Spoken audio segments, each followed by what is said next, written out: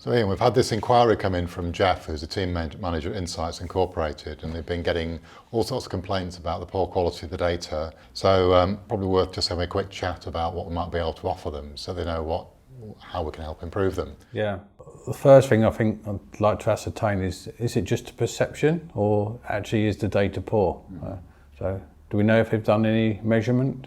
I don't know yet, but that's one of the things to check out. And we could do a bit of a data quality assessment with them and then just see what works, what the real levels of quality are.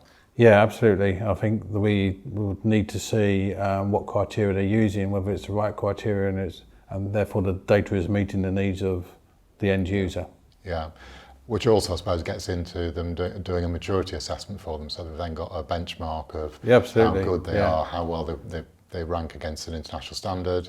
It also gives them a measure then of the high and the low points, so they know best what we can help improve them with. Yes, I agree. I think we should be looking at an assessment so that we can find out whether they're getting to the root cause of data quality issues. Have they properly defined the data? Yeah, and have they got the data requirements sorted out? Has the data dictionary up to work? Yeah, that sounds like a good offering. Yeah, and I think also we could probably do some training, so we can give them an offer for training.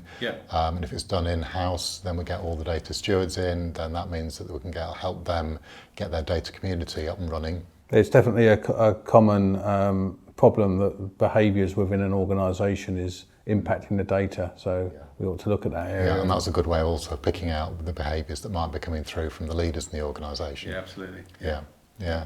And then we can always, after that, we can then look at maybe doing some ongoing work, a bit of critical friend support, so we give them some ongoing help.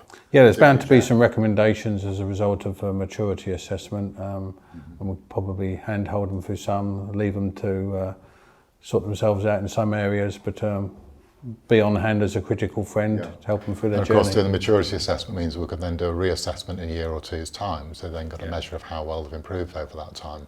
So it gives them a clearer view then of what they're doing, where they're succeeding, and what they need to do in the future.